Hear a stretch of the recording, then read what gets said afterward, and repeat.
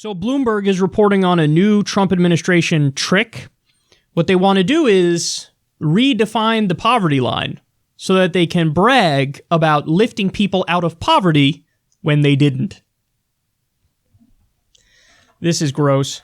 The Trump administration may alter the way it determines the national poverty threshold, putting American lives on the margins at risk of losing access to welfare programs. The possible move would involve changing how inflation is calculated in the official poverty measure. The White House Office of Management and Budget said in a regulatory filing on Monday, the formula has been used for decades to determine whether people qualify for certain federal programs and benefits. The measure, first set in the 1960s, is calculated at 3 times the cost of a minimum food diet and adjusted every year as prices rise.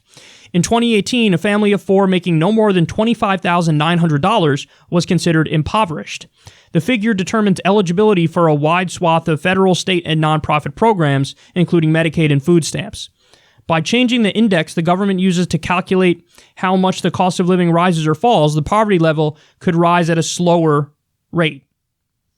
One proposal the Office of Management and Budget suggested in the filing is to shift to the so-called chain CPI, which regularly shows a slower pace of price gains than traditional measures. Chain CPI shows slower inflation growth because it assumes consumers will substitute less expensive items when prices for specific individual goods rise or increase significantly. Because of this, changes to the poverty thresholds, including how they are updated for inflation over time, may affect eligibility for programs that use the poverty guidelines, OMB said in a notice published to the Federal Register.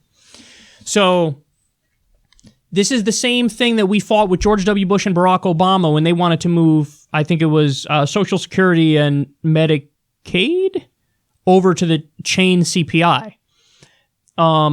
They wanted to make it so the cost of living increases became less and less, and so you save money for the program by reducing the amount that's increased per year.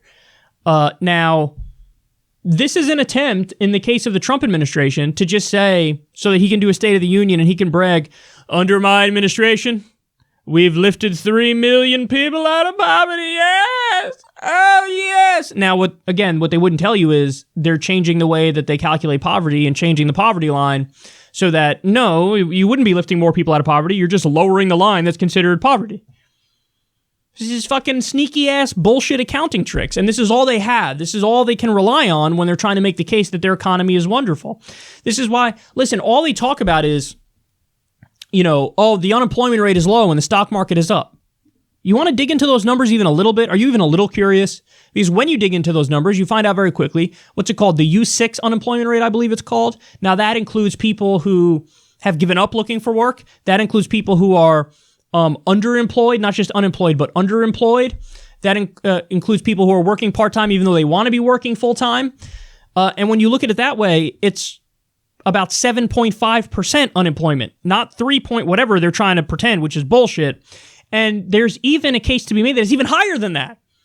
I was sent recently a different way of breaking it down where they argue it's even way higher than 7%. Now, I don't know how accurate that measurement is, but I do know the U6 is a hell of a lot more accurate than the one that's used officially. And now Trump actually used to use the U6 when he was trying to say the economy's bad, even though they say it's good. Now he uses the official line. Why? Because it makes him look good. He's just full of shit and he's making his case. That's all he does. Now, the reality is 78% of Americans are living paycheck to paycheck. Half of workers in this country make $30,000 a year or less. Everybody's up to their eyeballs in credit card debt and student loan debt. Medical bills are one of the top causes of bankruptcy. Our country's falling apart at the seams, man. 93,000 jobs outsourced and rising. So what do you do in a situation like that? Fudge the numbers. I don't know. Change the poverty line and we'll pretend like we lifted people out. That's all they got. That's all they got. But you're onto the trick. You know the trick and you can call it out. And I'm going to warn the Democratic candidates, man, do not walk into the trap. Because Amy Cloudboot-Jar just did the other day when Jake Tapper was like, oh, the economy's great, right? Don't you give Trump credit? And she was like, well, maybe. Yeah, but I give the workers the credit. And I also say that he does mean tweets. And that's bad. Oh, God. Bernie, Tulsi, I hope you're listening. You better, when they try to say to you the economy's good, your response should just be, no, it's not. It's actually really bad. And let me explain how, and let me explain why, and let me explain the reality of the situation. If you don't do that, then you let them control the terms of the debate, and you let them relentlessly market their position even though it's bullshit.